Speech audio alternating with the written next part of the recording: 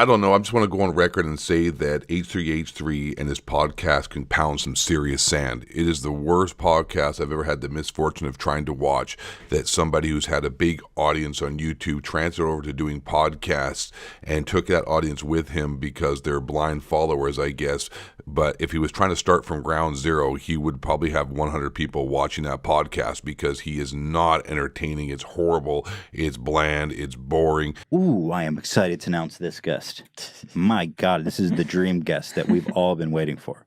The gracious, illustrious, beautiful, classy, industrious Jordan Peterson.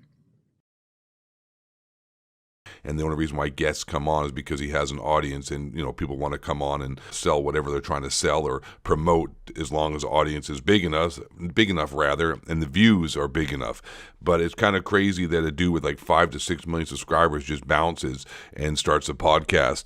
But another thing I want to also talk about, and the reason why I have some negativity toward Ethan Klein, is because of that FUPA, the Fair Use Protection Act or Fair Use Protection account, that they collected a ton of money, I don't know, close to $200,000 American, because they were getting sued, which is cool. I understand, like, it had some really good altruistic and really some good virtuous reasoning behind starting that account, and it was supposed to save people, when they're getting sued for, fair use, and just try to protect YouTubers, and then be a deterrent to stop other YouTubers and other, organizations and companies from, unfairly striking videos, like that Junkin Media situation that took place when Junkin Media was suing a bunch of people and holding channels hostages and saying, hey, you used like this fail clip and we own the rights of that, and we're going to strike your channel unless you give us like, $10,000.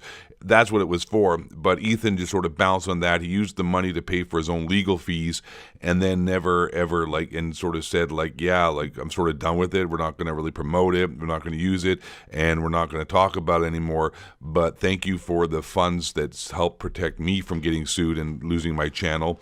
And really was awesome. Thank you. He championed the whole thing to try to get a movement going, which was cool. And I, had no problem with any beef with the guy. But then he just goes and, like I said, gives up on it and, took all the money that was donated to him and, promoted by his scumbag friend, Filthy Phil DeFranco. YouTubers H3H3 Productions are being sued by a fellow YouTuber. This is a huge deal, which is why, as of recording this video, I am starting a GoFundMe to raise money for Ethan's defense. Also, as a way to get the ball rolling, I'm putting $5,000 of my own personal money into this fund to get things started. Thanks. See ya. And now I'm doing a shitty podcast. But it would have been nice had they, done some updates on it or worked with it or, kept it going. But once it was served their own needs, it sort of seemed like he bounced out to do his crappy podcast.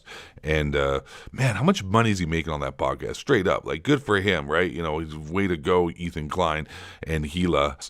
And then, Phil DeFranco, like I said, he's on there, but he won't talk about it because they're buddies. And Phil DeFranco's a gifter, grifter, what do you want to call it, scam or scumbag himself with his Phil DeFranco news agency, like whatever news network he was supposed to start. Remember, he did that whole video where he was like, oh yeah, guys, I'm starting a news network because I'm getting demonetized. Please support my Patreon. I want to make the next great news network. A network that's run under my vision of it is okay to have and share opinions, but let's get the facts right first.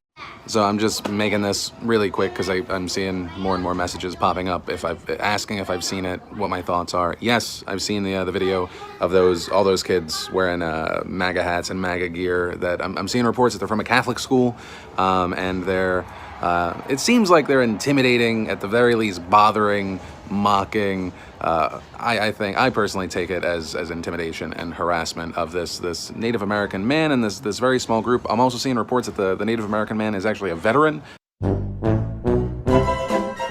And that's why today I'm launching DeFranco Elite, a fan funding initiative through Patreon. A fan funding initiative through Patreon.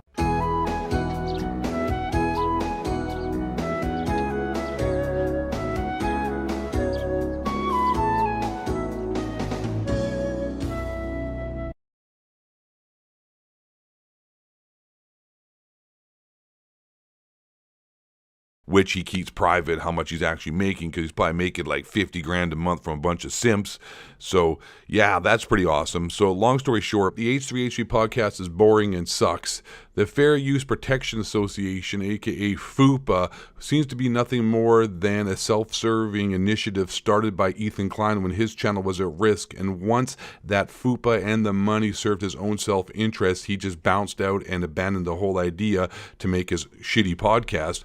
And Philip DeFranco has never even mentioned this or made a story about it because he's friends with Ethan Klein and is complicit and sort of in a roundabout way launched and got his whole FUPA fund going and doesn't really want to rock the boat because Philip DeFranco is also a grifter and a scammer because his EliteDeFranco.com and his news network that in that video looked like he's building some kind of studio behind him never actually came to fruition, and he's just still making the same YouTube videos from the same studio. But hey man, keep on rocking in the free world and doot doodaloot do. Doot do.